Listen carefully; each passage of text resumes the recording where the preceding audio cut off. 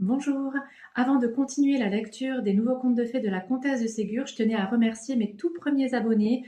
Je vous souhaite la bienvenue sur ma chaîne et je suis ravie de partager ces lectures avec vous. Là, on est arrivé à la troisième histoire des nouveaux contes de fées. C'est celle de la princesse Rosette. Chapitre 1, la ferme. Il y avait un roi et une reine qui avaient 3 filles.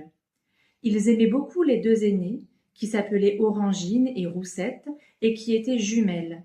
Elles étaient belles et spirituelles, mais pas bonnes. Elles ressemblaient en cela au roi et à la reine. La plus jeune des princesses, qui avait 3 ans de moins que ses sœurs, s'appelait Rosette. Elle était aussi jolie qu'aimable, aussi bonne que belle. Elle avait pour marraine la fée Puissante, ce qui donnait de la jalousie à Orangine et à Roussette, lesquelles n'avaient pas eu de fée pour marraine. Quelques jours après la naissance de Rosette, le roi et la reine l'envoyèrent en nourrice à la campagne, chez une bonne fermière. Elle y vécut très heureuse pendant 15 années, sans que le roi et la reine vinssent la voir une seule fois. Ils envoyaient tous les ans à la fermière une petite somme d'argent pour payer la dépense de Rosette, faisaient demander de ses nouvelles, mais ne la faisaient jamais venir chez eux et ne s'occupaient pas du tout de son éducation. Rosette eût été mal élevée et ignorante si sa bonne marraine, la fée Puissante, ne lui avait envoyé des maîtres et ne lui avait fourni tout ce qui lui était nécessaire. C'est ainsi que Rosette apprit à lire, à écrire, à compter, à travailler. C'est ainsi qu'elle devint très habile musicienne, qu'elle sut dessiner et parler plusieurs langues étrangères. Rosette était la plus jolie, la plus belle, la plus aimable et la plus excellente princesse du monde entier. Jamais Rosette n'avait désobéi à sa nourrice et à sa marraine, aussi jamais elle n'était grondée. Elle ne regrettait pas son père et sa mère qu'elle ne connaissait pas, et elle ne désirait pas vivre ailleurs que dans la ferme où elle avait été élevée. Un jour qu'elle était assise sur un banc devant la maison, elle vit arriver un homme en habit et chapeau galonné qui, s'approchant d'elle, lui demanda s'il pouvait parler à la princesse Rosette. Oui, sans doute, répondit Rosette, car c'est moi qui suis la princesse Rosette. Alors, princesse, reprit l'homme en ôtant son chapeau, veuillez recevoir cette lettre que le roi votre père m'a chargé de vous remettre. Rosette prit la lettre, l'ouvrit et lut ce qui suit. Rosette, vos sœurs ont 18 ans. Elles sont en âge d'être mariées.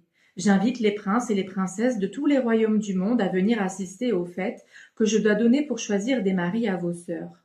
Vous avez 15 ans, vous êtes d'âge à paraître à ces fêtes. Vous pouvez venir passer 3 jours chez moi. Je vous enverrai chercher dans 8 jours. Je ne vous envoie pas d'argent pour vos toilettes, car j'ai beaucoup dépensé pour vos sœurs.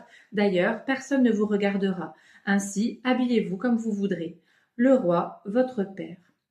Eh ben dis donc, c'est pas très chaleureux. Rosette courut bien vite montrer la lettre à sa nourrice. Es-tu contente, Rosette, d'aller à ces fêtes? Oh oui, ma bonne nourrice, bien contente. Je m'amuserai bien. Je connaîtrai mon père, ma mère, mes sœurs, et puis je reviendrai près de toi. Mais, dit la nourrice en hochant la tête, quelle toilette mettras-tu, ma pauvre enfant? Ma belle robe de percale blanche que je mets les jours de fête, ma bonne nourrice. Ma pauvre petite, cette robe convenable pour la campagne sera bien misérable pour une réunion de rois et de princes.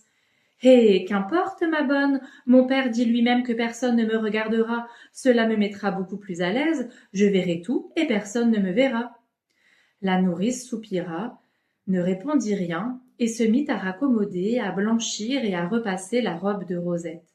La veille du jour où l'on devait venir la chercher, elle l'appela et lui dit « Voici, ma chère enfant, ta toilette pour les fêtes du roi. Ménage bien ta robe, car tu n'en as pas d'autre, et je ne serai pas là pour la blanchir ou la repasser.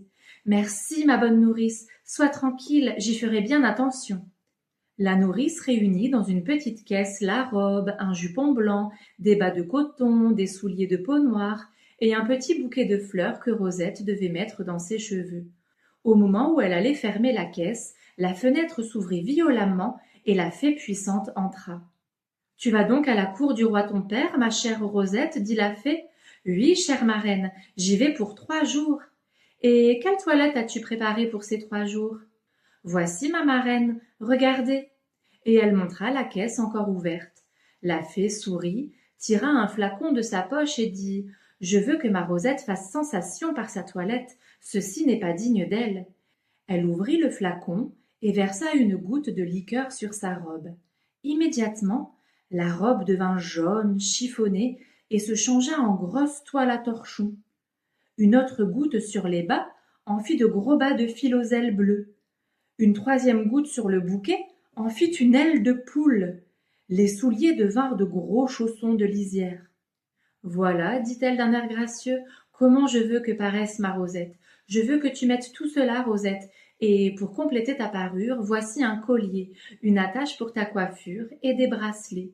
En disant ces mots, elle tira de sa poche et mit dans la caisse un collier de noisettes, une attache de nèfles et des bracelets en haricots secs. Elle baisa le front de Rosette, stupéfaite, et disparut. Rosette et la nourrice se regardaient ébahies. Enfin, la nourrice éclata en sanglots. C'était bien la peine de me donner tant de mal pour cette pauvre robe. Le premier torchon venu aurait aussi bien fait l'affaire. Oh, Rosette, ma pauvre Rosette, n'allez pas aux fêtes, prétextez une maladie. Non, dit Rosette, ce serait désobligeant pour ma marraine. Je suis sûre que ce qu'elle fait est pour mon bien, car elle est bien plus sage que moi. J'irai donc et je mettrai tout ce que ma marraine m'a laissé. Et la bonne Rosette ne s'occupa pas davantage de sa toilette. Elle se coucha et dormit bien tranquillement. Je sais pas si j'aurais été capable de dormir tranquillement après ça. Le lendemain, à peine était-elle coiffée et habillée que le carrosse du roi vint la prendre. Elle embrassa sa nourrice, fit mettre sa petite caisse dans la voiture et partit. Ah ouais, moi je crois que j'aurais pas réussi à dormir. Pas parce que c'est des habits pauvres, etc. Je suis moi-même pas très coquette et voilà, c'est pas. Bon là, c'est un peu exagéré quand même. Mais en fait, je me serais dit, mais pourquoi ma marraine, qui est censée me protéger, elle cherche à m'humilier et tout ça? Et je me serais posé tout un tas de questions et mon cerveau, il aurait cogité. Ça aurait été compliqué. Chapitre 2. Rosette à la cour du roi son père. Première journée. On ne fut que 2 heures en route, car la ville du roi n'était qu'à 6 lieues de la ferme de Rosette. Quand Rosette arriva, elle fut étonnée de voir qu'on la faisait descendre dans une petite cour sale. Un page l'attendait. La pauvre, elle doit rentrer par la porte du personnel par derrière et pas par la grande porte de devant. Ouais, c'est vraiment une famille bizarre, hein. Venez, princesse, je suis chargée de vous conduire dans votre appartement. Ne pourrais-je voir la reine demanda timidement Rosette. Vous la verrez, princesse, dans 2 heures, quand on se réunira pour dîner. En attendant, vous pourrez faire votre toilette. Rosette suivit le page qui la mena dans un long corridor au bout duquel était un escalier. Elle monta longtemps avant d'arriver à un autre corridor où était la chambre qui lui était destinée. C'était une petite chambre en mansarde, à peine meublée. La reine avait logé Rosette dans une chambre de servante. Le page déposa la caisse de Rosette dans un coin et lui dit d'un air embarrassé « Veuillez m'excuser, princesse, si je vous ai amenée dans cette chambre si indigne de vous. La reine a disposé de tous ses appartements pour les rois et reines invités. Il ne lui en restait plus et… » « Bien, bien, dit Rosette en souriant, je ne vous en veux nullement de mon logement, je m'y trouverai très bien. Je viendrai vous chercher, princesse, pour vous mener chez le roi et la reine quand l'heure sera venue. Je serai prête, dit Rosette. Au revoir, jolie page. Moi, jolie page, elle est trop mignonne. Rosette se mit à défaire sa caisse. Elle avait le cœur un peu gros.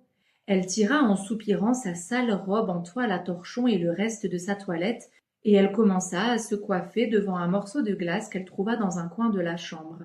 Elle était si adroite, elle arrangea si bien ses beaux cheveux blonds, son aile de poule et la tache faite de nèfles, que sa coiffure la rendait 10 fois plus jolie.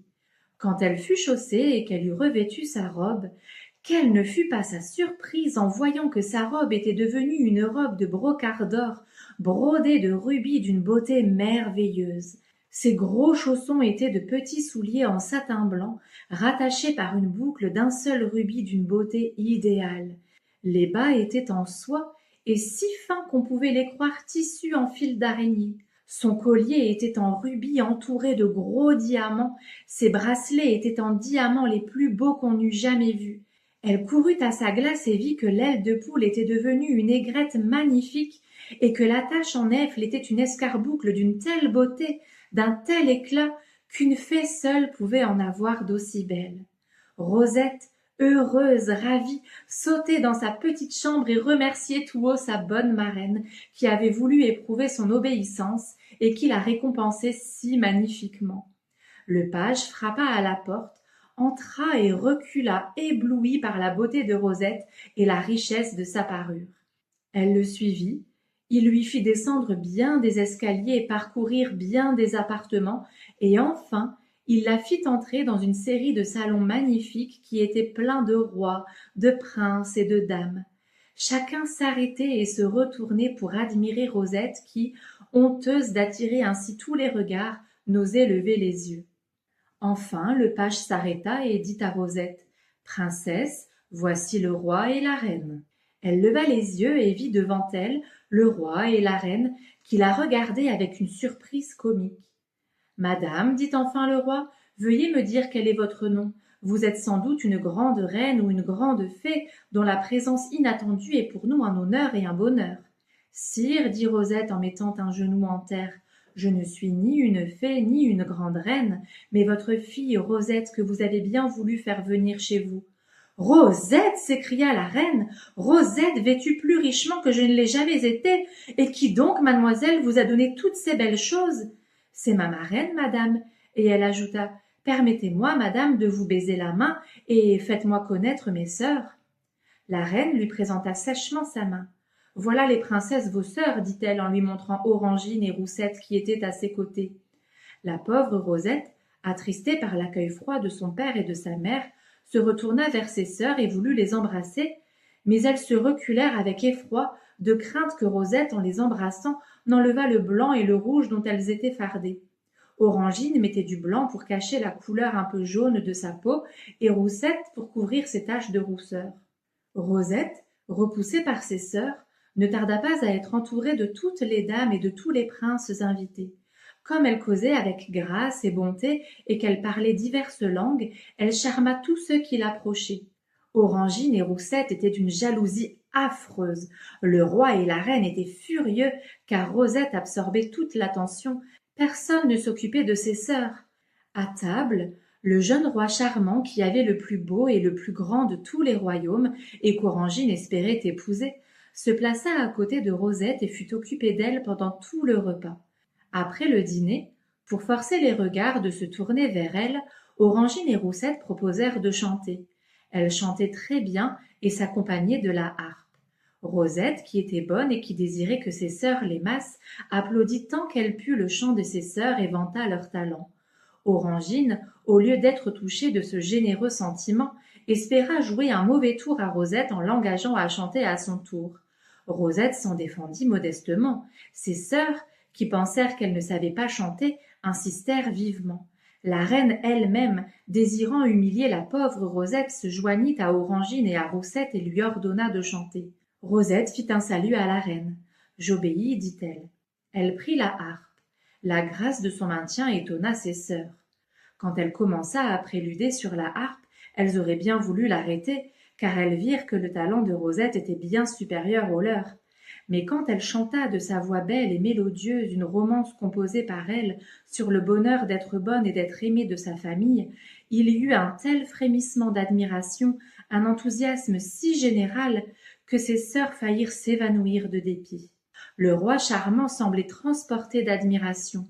Il s'approcha de Rosette, les yeux mouillés de larmes, et lui dit: « Charmante et aimable princesse, jamais une voix plus douce n'a frappé mes oreilles. Je serai heureux de vous entendre encore. » Rosette, qui s'était aperçue de la jalousie de ses sœurs, s'excusa en disant qu'elle était fatiguée. Mais le roi charmant, qui avait de l'esprit et de la pénétration, devina le vrai motif du refus de Rosette et l'en admira davantage. La reine, irritée des succès de Rosette, termina de bonne heure la soirée. Chacun rentra chez soi. Rosette se déshabilla. Elle ôta sa robe et le reste de sa parure et mit le tout dans une magnifique caisse en ébène qui se trouva dans sa chambre sans qu'elle sût comment. Elle retrouva dans sa caisse de bois la robe en torchon, l'aile de poule, les noisettes, les nèfles, les haricots, les chaussons et les bas bleus. Elle ne s'en inquiéta plus, certaine que sa marraine viendrait à son secours. Elle s'attrista un peu de la froideur de ses parents, de la jalousie de ses sœurs, mais comme elle les connaissait bien peu, cette impression pénible fut effacée par le souvenir du roi charmant, qui paraissait si bon et qui avait été si aimable pour elle. Elle s'endormit promptement et s'éveilla tard le lendemain. On verra si elle aura encore droit à d'autres misères le lendemain de la part de sa famille. Je crois que oui, hein. Vu les énergumènes que c'est, je crois qu'elle n'a pas fini d'être embêtée par sa famille. On verra ça la prochaine fois.